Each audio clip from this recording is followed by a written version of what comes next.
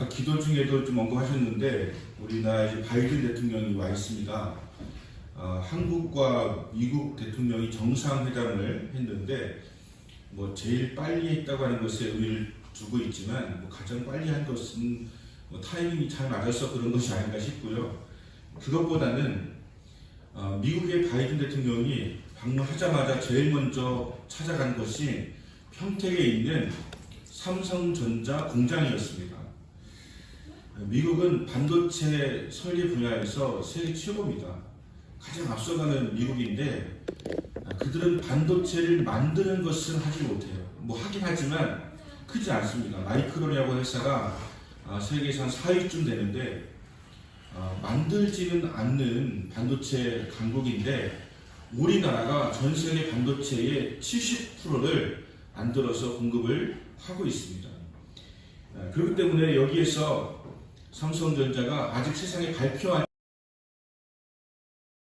페이퍼를 공개하면서 미국 대통령을 환영했습니다. 그리고 미국에다가 공장을 짓는데 엄청나게 많은 투자를 하고 일자리 공급하기 때문에 대통령이 고마운 의미에서 삼성전자를 가장 먼저 만나기도 했고 또 이 반도체야말로 앞으로도 가장 중요하게 쓰일 분야이기 때문에 중국을 견제하기 위해서 중국은 가장 많은 인구를 가지고 있고 지금 뭐 GNP로는 미국을 이미 넘어섰다라고 이렇게 알려지고 있는데 반도체는 만들지 못합니다. 반도체를 만들기 위해서 엄청나게 노력하는데 반도체를 많이 만들어내지 못해요. 반도체 굴기라고 하는데 그 굴기를 펼쳐내지 못하고 있습니다. 그런데 요즘에 반도체를 어떻게든지 한번 해보려고 하고 있는 가운데서 미국이 반도체 동맹을 결성을 해가지고 중국을 견제하겠다고 하는 것입니다. 미국은 지금 가장 중요한 미국의 첫 번째 사업은 중국을 견제하는 것이에요. 중국이 1위 국가로 올라서지 못하도록 견제하는 것이 미국의 가장 큰 사업이라고 할 수 있기 때문에 한국과 일본과 뭐 호주와 이렇게 동맹을 해가지고 중국 견제하겠다는 의도를 가지고 온 것입니다. 저는 이번에 미국의 대통령이 와서 이런 얘기를 합니다. 앞으로 인도 태평양 시대가 왔다라고 하는 것이죠. 하나님께서도 분명히 지금 이 시대의 가장 핵심적인 부분은 인도 태평양 부분이라고 하는 것을 우리에게 말씀해 주시고 있는 것입니다. 과거에 영국의 시대가 있었을 때 스페인, 포르투갈 그 지역이 전 세계를 이끌지 않았습니까? 그래서 미국하고 저 남미 쪽은 다 스페인, 포르투갈에서 식민지로 가는 곳인데 지금은 인도 태평양 시대라고 하는 것을 미국 대통령까지 공공연하게 나서서 선포하고 있다고 생각하면 되는 것입니다. 다시 말하면 한국이 중심이 되는 그런 인도 태평양 시대가 찾아왔다라고 하는 것을 우리는 알아야 된다고 하는 것입니다. 시대를 바라볼 수 있는 눈이 있다면 지금부터의 시대는 인도 태평양 시대이고 그 핵심에 한국이 있다라고 하는 것이죠.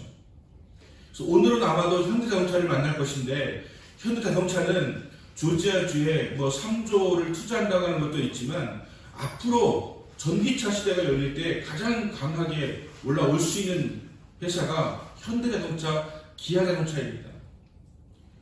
그러므로 지금 삼성과 현대를 만나는 것이 그냥 간단하게 생각할 부분이 아니고요. 일본을 차후에 방문을 하지만 거기는 만날 기업이 없습니다. 우리나라의 삼성과 현대만큼 가치 있는 회사가 거기는 없다는 거예요. 물론 거기는 우리나라보다 훨씬 더 경제 강국인 건 사실이에요. 하지만 앞으로 전략적인 가치를 가지고 있는 그런 나라는 우리나라라고 하는 것을 분명하게 선포하고 있는 것입니다. 그 어느 것보다도 중요하게 삼성을 만나고 현대를 만나고 하고 있는 그런 모습은 우리나라가 얼마나 전략적 요충지인가 하는 것을 말해주고 있는 것이고 예전에 우리가 사드를 배치했을 때 중국이 우리나라의 경기 보복을 하지 않았습니까? 그래서 롯데가 철수하고 막 이랬었는데 이번에는 그렇게 하지 못할 가능성이 큽니다. 왜냐하면 중국도 우리나라의 반도체가 끊어지면 경제가 성장할 수 없기 때문에 중국도 우리나라에 보복하기가 어려울 것이다라고 저는 예측합니다. 어떤 전문가 예측한 것이 아니고 제가 예측하기에 그래요. 중국도 우리나라를 무시할 수가 없다라고 하는 것입니다. 미국도 당연히 우리나라를 중요시 여기고 있다라고 하는 것이죠. 그래서 먼저 방문하고 기업체를 방문하고 한 것이라고 하는 생각을 우리는 가져야 된다고 하는 것입니다. 미국이 이렇게 중국을 견제해도 중국이 막 강력하게 보복할 수 없는 나라가 되어진 거, 이것도 우리가 하나님 아버지 앞에 감사해야 될 조건이 아니겠는가라고 하는 것이죠. 반도체는 원래 최강국은 일본이었습니다. 일본의 도시바가 가장 강력한 반도체 회사였는데 지금은 일본은 아예 치지도 않습니다. 아예 매각을 해버렸습니다. 우리나라가 반도체 최강국이 되었는데 여러분 한번 생각을 해보세요. 어떻게 해서 우리나라, 대만, 중국, 일본 이런 곳이 반도체를 잘 만드는가? 우리나라는 5,000년 전부터 젓가락질을 하는 민족이에요. 아마도 젓가락질을 해서 콩자반을 주워 먹는다는 세계 우리나라밖에 없을 것입니다. 콩자반을 떨어뜨리지 않고 정확하게 먹고 도토리묵을 갖다가 갈라지지 않게 잡아 올려가면서 먹을 수 있는 나라는 우리나라밖에 없는 것이에요. 반도체라고 하는 것은 가장 정밀한 손을 요구하기 때문에 이것은 미국이 아무리 반도체 설계를 잘한다 하더라도 미국 사람의 거친 손으로는 할 수가 없는 정말 정밀하고 세밀하게 만들어낼 수 있는 한국과 중국, 일본 젓가락질하는 나라인데 그 중에서 가장 세밀한 젓가락질은 대한민국이 하고 있다는 하는 것을 우리는 알아야 됩니다. 중국에 가면 밥을 갖다가 젓가락으로 계속 먹기도 하고 일본도 젓가락질해서 먹지만 우리나라만큼 정밀하게 세밀하게 젓가락질을 해서 오는 나라가 없는 것이죠. 가장 세밀한 공정을 요구하는 반도체에서 우리나라는 가장 특화된 은사를 가지고 있다고 하는 것을 우리는 깨달아야 됩니다. 누가 이런 소질을 주셨을까요? 누가 이런 은사를 주셨을까요? 하나님께서 이미 5,000년 전부터 우리나라가 이 시대에 쓰임받는 것을 위해서 허락하신 은사라고 하는 것을 우리는 알아야 됩니다. 어떤 사람은 반도국가니까 반도체가 가장 강하지 뭐 이런 얘기하는데 반도국가라서 그런 것이 아니고 하나님께서 우리를 세밀하고 정밀한 그런 손을 허락하셔서 5,000년 동안 준비하고 연습하게 하셔서 지금 세계 최강국이 되었고 미국도 쩔쩔매고 중국도 쩔쩔매는 그런 나라가 될 수 있도록 만들어 주신 것입니다. 또한 우리나라의 이 반도체뿐만 아니라 또 한 가지 연사가 있지 않습니까? 빨리빨리라고 하는 거. 어느 나라에 가도 빨리빨리 해요. 제가 중동을 갔더니 낙타를 탈까 말까 하는데 낙타 하는 사람이 저한테 빨리빨리 하면서 빨리빨리 그냥 그 1분인가 2분 내고서 낙타를 탔습니다. 그냥 온 나라의 공용어 중에 하나가 빨리빨리예요. 지금 시대는 중요한 것이 빨리빨리예요. 지금 우리나라가 반도체에서 세계에서 가장 빨리빨리 시제품을 개발하고 있지 않습니까? 이렇게 할 수가 없는데 우리나라는 가지고 있는 성품 자체가 빨리빨리. 그래서 미소조합적인 사장님 안 그런지 모르겠어요. 직원들한테 맨날 빨리빨리 이렇게 해가지고 그냥 막 다그치고 막 하면서 삼성이고 현대고 뭐 얼마나 다그치겠습니까? 빨리빨리 개발하라고 해서 지금 3나노 웨이퍼는 세계에서 가장 빨리 대만의 TSMC보다 더 빠른 것보다는 그 3나노라고 하는 것은 머리카락뿐이 아니지만 그것이 그 회로판에 들어가 있어가지고요 더 많은 물량을 만들어낼 수 있는 것을 의미하는 것이거든요. 그러니까 우리나라는 빨리빨리의 문화도 있는데 이것도 누가 주신 것입니까? 우리나라의 문화인 것이죠. 하나님께서 이미 오래전부터 허락하신 그런 문화가 우리에게 있다라고 하는 것을 우리가 알아야 됩니다. 그런 의미에서 볼 때 하나님은 우리나라를 만세전부터 지금 이 시대에 쓰임받을 수 있도록 만들어 놓으셨고 많은 시련과 역경을 통해서 우리가 더 믿음으로 서게 하시고 하나님 의지하게 하시고 또 강하게 하시는 그런 놀라운 은혜가 있었다라고 하는 것이죠. 우리나라만큼 세계에서 핍박과 환난을 많이 당한 나라가 세상에 어디 있습니까? 우리나라만큼 그 와중에서도 무너지지 않고 살아남아서 세계의 강국이 되어진 나라가 세상에 어디 있습니까? 우리나라만큼 하나님의 축복을 받은 나라가 세상에 어디 있습니까? 하나님 아버지 앞에서 감사하고 찬양하고 우리나라야말로 하나님의 은혜를 입었다고 고백하면서 영광을 하나님께 돌리고 하나님 이제는 제가 무엇 감당하면 좋겠습니까? 라고 해야 될 판에 우리는 끊임없이 원망하고 불평하고 나라에 대해서 부정적인 생각을 가지고 욕하고 저주하고 한탄하고 살아간다면 하나님께서 우리를 도로 돌이킬 수도 있다고 하는 생각을 할 수 있어야 됩니다. 하나님은 그런 주권을 가지신 분이시기 때문에 여러분, 우리나라는 위대한 민족입니다. 그리고 앞으로도 위대하게 쓰실 민족입니다. 우리가 이것을 깨닫고 감사하며 고백하는 여러분 되시기를 예수님으로 축원합니다. 우리나라가 일본하고 비교를 잘하고 있는데 가장 비교하기가 좋은 나라가 일본이지 않습니까? 일본은 서양 문물을 일찍이 받아들여가지고 우리나라가 빨리 성장한 것처럼 보여졌습니다. 하지만 지금 보세요. 일본은 누가 봐도 점점 기울어져 가고 있다라고 이야기합니다.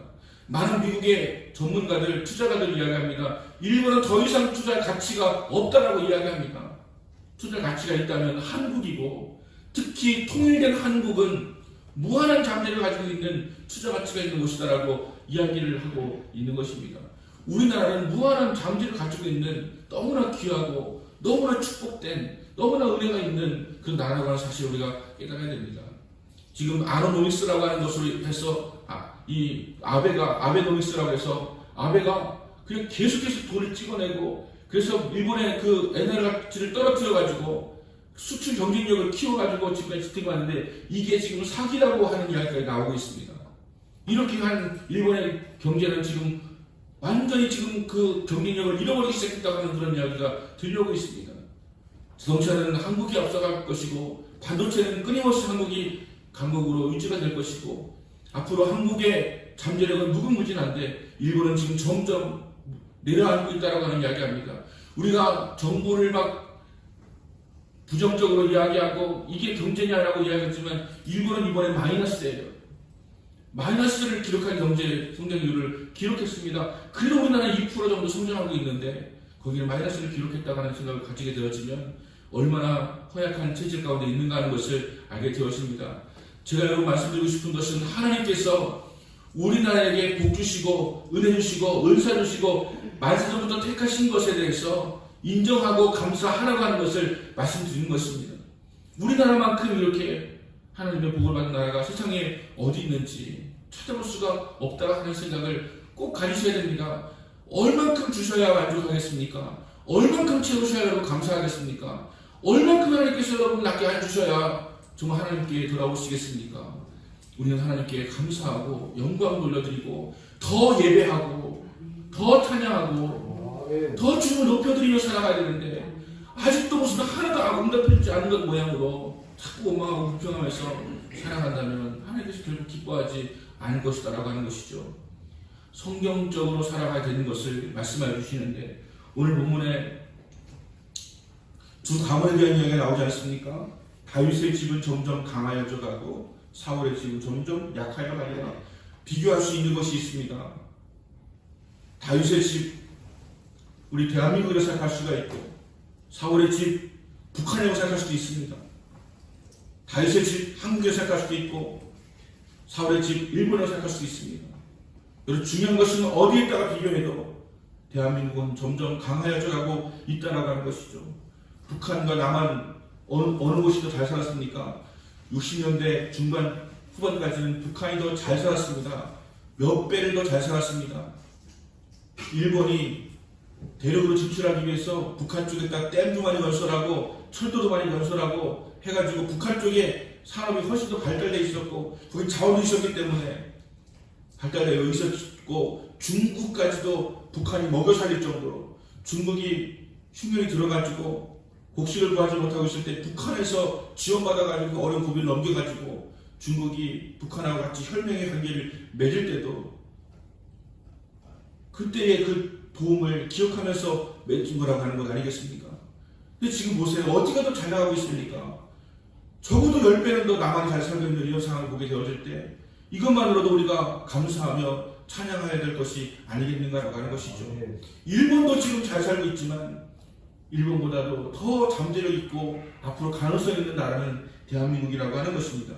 하지만 이번에 오늘 말씀 전하는 것은 이 나라에 대한 것이 아니라 여러분 우리 가정과 우리의 삶에 대해서, 개인에 대해서 말씀을 드리고자 합니다. 어떻게 하면 점점 흥하여 갈 수 있을까? 다른 것 우리가 구하는 것도 있지만 우리가 구하는 것이 있다면 점점 더 나아진 인생, 점점 더 나아진 가정, 되는 것이 중요하지 않겠습니까? 꼭지점 찍고 내려 곤두박 치는 그런 가정이 아니라 점점 더 잘 되어져 가는 가정, 점점 더 강화해지는 가정, 우리 개인도 점점 더 신앙이 좋아지고 점점 더 강화해지고 올라가는 그런 신앙, 그리고 개인의 삶이 될 수 있다고 한다면 그것이 우리에게 가장 큰 복이 아니겠습니까? 어떤 가정은 좋았다가 오히려 어려워지는 가정도 있습니다. 어떤 가정은 가장 높은 곳까지 올라갔다가 가장 낮은 곳으로 처박혀지는 그런 가정도 있습니다. 하지만 오늘 말씀은 다윗의 집은 점점 강하여져 갔더라 이렇게 말씀하고 있습니다. 여러분, 여러분의 가정이 점점 더 강하여지게 되시기를 예수님으로 축원합니다. 어떤 차이 때문에 이렇게 극명한 차이가 나는 것일까요? 첫 번째는 시기와 사랑의 차이입니다. 사울의 마음은 시기가 가득했습니다. 하지만 다윗의 마음은 사랑으로 가득 찼습니다. 여러분, 시기하는 거 자연스러운 현상이죠. 우리가 아무리 친해도요, 친구가 잘 되면 시기하는 것이 먼저 올라오는 경우가 있습니다. 겉으로 표현하지 않을 뿐이죠. 시기가 올라옵니다. 형제간에도 잘 되고 못 되는 것 때문에 시기가 올라오기도 합니다. 시기하는 마음이 가득한 사울과 사랑의 마음이 가득한 다윗의 차이가 이러한 차이를 만들었다라고 하는 것입니다. 블레셋으로 인해서 나라가 풍전 등화 같은 위기 가운데 있을 때 17살밖에 되지 않은 다윗이 나가서 블레셋 장수 골리앗을 넘어뜨리고 싸워서 이겼습니다. 그 결과로 인해서 멸망의 위기에서 나라를 구하게 된 것입니다. 이때 백성들이 뭐라고 외쳐댑니까? 다윗의 죽인 이는 만만이고 사울의 죽인 이는 천천이다, 이렇게 이야기합니다. 이 말을 들은 사울의 반응이 어떻습니까? 자기가 공적을 치하해가지고 자기 딸도 주고, 말하자면 자기 사위 아닙니까? 딸도 주고 또 국방부 장관을 맞춰가지고 군대 장관으로 세웠던 자가 사울인데 사람들이 막 그렇게 막 창화하는 소리를 들으니까 그 마음에 시기하는 마음이 들어오게 되었습니다. 그래서 자기보다 인기가 좋은 다윗을 죽여버려야 되겠다, 저가 반드시 왕이 되겠구나 라고 하는 생각을 가지고 다윗을 죽이려고 달려드는 것입니다. 근데 다윗은 어떻습니까? 사울 왕이 다윗을 죽이려고 창을 집어 던졌는데 창을 용케 피했습니다.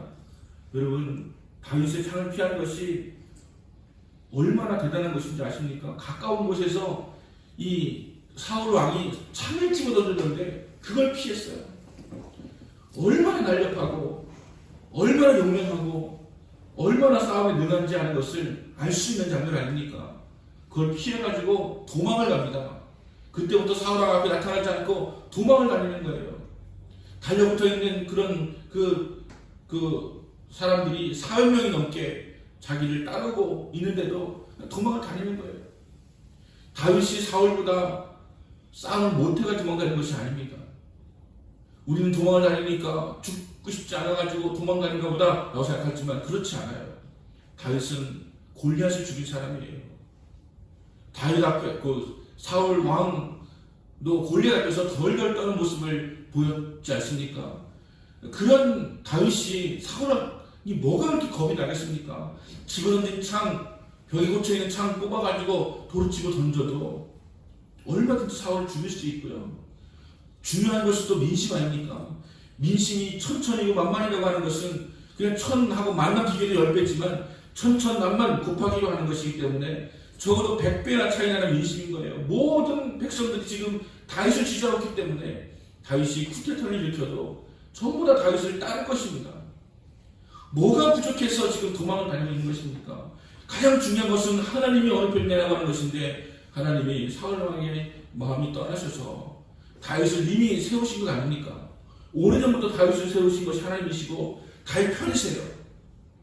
지금 민심도 내 편이고 하나님 내 편이고 내가 싸움도 잘하고 뭐 때문에 도망을 다녀야 됩니까? 아마 우리 가족 중에서 그런 사람이 있다면 넌 진짜 바보다. 너 그냥 네가 한번 창을 한번 휘두르면 될 것이고 칼을 한번 휘두르면 될 것인데 뭐가 와서 도망을 다녀? 네가 힘이 없냐? 민심이 없냐? 하나님이 함께 안 계시냐? 우리도 아마 그렇게 바보 같다고 손가락질할지도 모릅니다. 그런데 다윗은 도망을 갑니다. 왜 갈까요? 하나님의 방법으로 지금 싸우고 있는 거예요. 하나님의 방법으로 싸우겠다는 거예요. 자신의 방법, 다윗의 방법으로 살고 있다는 거예요. 세상의 방법들이 있어요. 월수는 갚아야죠. 정권이 바뀌면 보복을 해야죠. 힘이 있으면 휘둘러야죠. 돈이 많으면 갑질해야죠. 이것이 세상의 방법이지만 다윗은 세상의 방법을 따르는 것이 아니라 하나님의 방법을 따르겠다는 거예요. 사랑하겠다는 거예요. 용납하겠다는 거예요. 내가 보복하지 않겠다는 거예요. 이런 마음으로 살아가니까 하나님께서 다윗의 집은 점점 강하여지게 하시고 사울의 집은 점점 약하게 하셨다라고 하는 것을 오늘 말씀하여 주시고 있는 것입니다. 동굴에서 사울과 다윗이 만난 것이지 않습니까? 사울왕이 잠들어 있는데 다윗이 그 안에 같이 있었는데 옷자락을 살짝 베어가지고 하는데 그것을 그렇게 마음 아파하는 다윗의 마음을 보십니까? 다윗은 그런 마음을 가졌기 때문에 하나님께서 그를 위대한 마음으로 세우셨다고 하는 것을 우리에게 말씀해 주시는 것입니다. 여러분 한번 결단하셔야 돼요. 내가 세상의 방법을 쫓아 살아갈 것인가? 하나님의 방법으로 살아갈 것인가? 종목적으로는 누가 이기게 되어줄 것인가? 누가 우리를 승리하게 하실 것인가? 누가 우리를 성공하게 하실 것인가? 누가 우리를 위대하게 하실 것인가? 여러분 하나님의 축복은 세상의 축복과 다른 것이 있습니다. 하나님의 복은 한 번 임하면 떨어지지 않습니다. 하나님의 복은 한 번 임하면 끝까지 가는 것입니다. 영원토록 누리게 하시는 것이에요. 하지만 세상의 복은, 세상이 주는 성공은 잡은 것처럼 보이지만 놓치게 되고요. 그리고 우리를 흘러내리게 만드는 그런 것이 세상의 복인 것입니다. 하나님을 붙잡으셔야 되고 예수님을 붙잡으셔야 되는 것이죠. 그래야 진정한 성공이 이루어지는 것이고 영원한 축복을 보장받는 것인 것이죠. 다윗은 세상의 방법을 버리고 영원히 복을 받는 길을 선택한 것입니다. 하나님을 믿은 거예요. 아까 우리가 고백했던 그 찬양처럼 나는 믿는 거예요. 하나님 믿는 거예요. 이 믿음 하나님 허락하신 시련을 통해서 내 믿음이 더 강화해져. 또 하나님께서 내 앞에 바다가 놓여가지고 내가 그걸 가르지 못할지라도 하나님은 그 위를 걷게 하셔서라도 극복하게 하실 거라고 하는 그 하나님을 믿는 믿음이 그에게 있는 것입니다. 두 번째는 회개의 차이예요. 여러분 회개. 사울은 회개가 더디었고 다윗은 회개가 빨랐습니다. 여러분 회개할 것이 있습니까? 없습니까? 회개할 것이 있다면 빨리 하셔야 돼요. 여러분 내 삶에서 정말 하나님 아버지 앞에 부끄럽고 죄스럽고 또 미안하고 한 그런 마음이 있다면 빨리 회개를 하셔야 되는 거예요. 남편으로서 아내로서 아빠로서 자식으로서 잘못한 것이 있다고 느껴지면 빨리 회개하고 용서를 구하고 다시 시작할 수 있는 그런 마음을 가지는 것입니다. 아멜렉과 전쟁을 할 때 하나님께서 아멜렉 쳐서 숨쉬는 것들은 다 죽이라고 했는데 사무엘이 와보니까 아직까지 짐승 울음소리 들리는 거예요. 양 울음소리, 염소 울음소리, 소 울음소리가 들리는 거예요. 이게 어찌 된 것이냐라고 했더니 사울이 이야기하기를 양과 소의 가장 좋은 거 기름진 것은 남기고 그리고 그 백성들이 그렇게 남겼다라고 사울은 이야기를 하는 것입니다. 자기는 쏙 빼고 나는 순종하려고 했는데 백성들이 그렇게 했다라고 핑계를 대고 있는 거예요. 자기가 회개해야 될 것을 갖다가 다른 핑계를 대면서 회개하지 않고 있는 사울 왕의 모습인 것입니다. 그랬더니 사무엘에게 말씀하십니다. 하나님께서 내가 사울을 세워 왕으로 삼은 것을 후회하노니 그가 돌이켜 나를 듣지 아니하며 내 명령을 이루지 아니하였습니다. 하나님 앞에 들은 명령을 따르지 아니하고 순종하지 아니한 것에 대해서 하나님께서 후회한다고 하는 말씀까지 하시는 것입니다. 여러분 우리가 잘 살기 위해서 예수를 믿고 하나님을 믿고 교회를 다닌다고 생각하지만 우리가 예수를 믿을 때 중요한 것 가운데 한 가지는 하나님께서 우리에게 말씀하실 때 우리는 그 말씀에 순종하는 자가 되어서 하나님이 나의 주인인 것을 인정하고 고백해야 됩니다. 하나님에게 약속드린 것에 대해서도 우리는 하나님 아버지 앞에 마땅히 갖고 순종하여서 하나님께서 내게 말씀하시면 나는 순종하는 종이라고 하는 것을 고백해야 됩니다. 그래야 때 하나님께서 우리에게 복을 주시고 은혜 주시고 능력을 주시고 감당할 수 있도록 하여 주시는 것입니다. 우리는 이것을 후회하고 회개해야 됩니다. 하나님 말씀을 듣지 아니하고 순종하지 않은 것을 회개해야 됩니다. 그래서 사울은 하나님 아버지 앞에 회개하지 않았기 때문에 하나님 내가 너를 왕성 것을 후회한다고 말씀하셨습니다. 하지만 다윗은 엄청난 죄를 저질렀습니다. 바세바를 가늠하였고 그 남편을 전장터에 나가서 죽게 했습니다. 이렇게 큰 죄가 어디 있습니까? 하지만 나단 손자를 보내서 그에게 그것이 바로 당신이라고 이야기했을 때 그는 즉석에서 옷을 찢으면서 회개하는 그런 모습을 보였다라고 하는 것입니다. 그 시편 51편에서 이런 고백을 합니다. 대전하는 내 죄과를 아오니 내 죄가 항상 내 앞에 있나이다. 나를 주 앞에 쫓아내지 마시며 주의 성신을 내게서 거두지 마옵소서. 다른 것이 아닙니다. 하나님 저를 떠나지 마세요. 하나님 저를 버리지 마세요. 주의 성령을 내게서 거두지 말아주세요라고 하는 것이 다윗의 고백이었습니다. 핵심을 정확하게 짚고 있는 것이죠. 하나님 저 가난하게 만들지 마세요. 하나님 저 병들게 하지 마세요. 하나님 저 사람들 무시당하지 않게 해주세요. 이것이 아니에요. 하나님 나를 떠나지 마세요. 하나님 성령이 나를 거두지 마세요라고 고백하고 있는 것입니다. 하나님 안 떠났으면 우리는 다 회복될 수 있습니다. 하나님께서만 함께 하시면 우리는 무엇인지 해낼 수 있는 능력을 언제나 가질 수가 있게 된다고 하는 것입니다. 사울은 더딘 회개로 하나님께서 떠나셨고 다윗은 빠른 회개로 하나님께서 강하게 하신 은혜가 있었다고 하는 것입니다. 회개는 하셔야 됩니다. 그리고 빨리 하셔야 됩니다.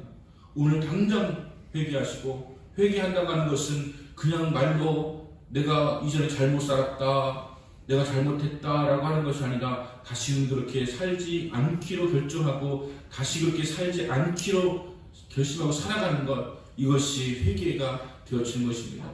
우리에게 지금 회개가 필요합니다. 하나님 아버지 앞에서 회개하고 다윗처럼 회개하면서 나갈 때 점점 더 강하게 하신 역사가 임하게 되어질 것이다라고 하는 것입니다. 세 번째는 옹졸함과 넓은 마음의 차이입니다. 사울의 마음은 옹졸했습니다. 사울은 자기 마음에 들지 않는 사람은 죽이려고 하는 옹졸한 마음을 가지고 있었습니다. 사울은 잔인했습니다. 자기 마음에 들지 않으면 무조건 죽여버리는 살인자가 되었습니다. 하지만 다윗은 자신의 아들 압살롬이 반란을 일으켜서 아버지인 왕을 다윗 왕을 죽이려고 하였을 때 다윗은 또 도망을 갑니다. 여러분 도망가는 거 이것도 역시 압살롬에게 죽을까봐 질까봐 도망가는 거 아닙니다. 다윗은 하나님을 세운 사울 왕도 그가 처단하기를 원하지 않았고 자신의 아들이 반란을 일으켰을 때 아들을 죽이는 그런 일을 자신이 하고 싶지 않았던 것이죠. 자신의 방식이에요. 하나님의 방법으로 하기를 원했던 것입니다. 하나님의 법궤가 함께 갔습니다. 다윗이 피난을 떠날 때 법궤가 함께 했습니다. 하지만 가는 길에 이 시므이라고 하는 자가 따라오면서 다윗을 저주합니다. 이 피 흘린 자여 비루한 자여 가거라 가거라 사울의 족속의 모든 피를 여호와께서 내게 돌리셨도다 라고 하면서 온갖 저주를 퍼부으면서 돌을 던지면서 이렇게 저주를 해댑니다. 이것을 들은 아비새 장군이 다윗에게 이 죽은 개가 어찌 내 주 왕을 저주하니까 청컨대 나와 건너가서 저의 머리를 베게 하소서 라고 했을 때 다윗은 가만둬라. 하나님께서 지금 나에게 저 자를 통해서 욕하시는 것인 것을 내가 안다. 다윗은 회개한 것뿐만이 아니라 자기가 죄의 지은 것을 분명히 인식하고 있는 거예요. 지금 이런 가정의 문제가 바로 나의 죄 때문에 이런 징계를 받고 있다고 하는 것을 알고 있는 거예요. 그걸 받아들이는 거예요. 여러분 우리가 고난을 받아들이면 감당될 수가 있는데 고난이 이해가 되지 않으면 우리는 감당하기가 너무 어려운 거 아시죠? 이게 왜 그럴까? 아, 내 죄 때문이구나. 나의 그 가늠한 것과 충신을 죽인 것과 하나님 아버지 앞에서 불순종한 것과 이런 것 때문에 이런 벌을 받게 되어진 것인데 당연히 달게 받아야지 하면서 가는 거예요 그냥. 그랬더니 하나님께서 다윗의 마음을 받으시고 끝내는 다윗이 이기게 하셨습니다. 다시 왕으로 돌아왔습니다. 그리고 다윗은 영원한 가장 위대한 성군으로 그가 인생을 마무리 질 수 있도록 만들어 주셨다라고 하는 것입니다. 가만히 두었는데 시므이가 그만둔 것이 아니고요. 시므이는 그냥 계속해서 다윗을 저주하면서 달려들었는데 결국 시므이로부터도 다윗을 승리했습니다. 여러분, 사울 왕과의 다툼에서도, 압살롬과의 다툼에서도, 시므이와의 다툼에서도 다 다윗이 이겼습니다. 결국 다윗이 이겼습니다. 여러분, 우리의 삶에 하나님 방법대로 한번 해보세요. 하나님 방법대로 사업을 해보시고, 하나님 방법대로 가정을 운영해보시고, 하나님 방법대로 인간관계를 가져보세요.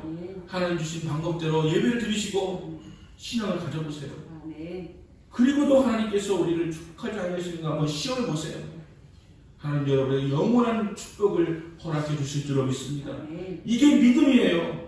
내가 뭔가 하지 않으면 안 될 것 같은 그런 상황 속에서도 하나님의 방법으로 감당해내는 것, 이것이 우리에게 주시는 믿음이라고 하는 것이고 하나님의 축복입니다. 마지막으로 하나님의 동행이죠. 사울은 하나님이 떠났습니다. 하지만 다윗은 하나님이 함께 하셨습니다. 그것이 사울 왕의 집은 점점 약해져가고 다윗의 집은 점점 강해진 비결이 되었다라고 하는 것입니다.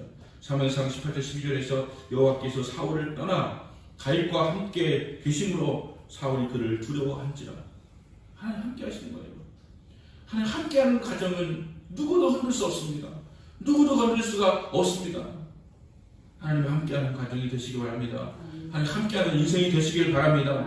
하나님 함께 하시면 이길 수 있습니다. 두려움이 사라지게 되어주는 것입니다. 승리할 수 있습니다. 벼랑 끝에 소리 깔지라도 하나님은 우리로 하여금 건져주시고 구해주시고 살게 해 주시는 것입니다. 만군의 여호와 하나님께서 함께 계시니 다윗이 점점 강하여져 가니라. 사무엘하 5장 10절 말씀이에요.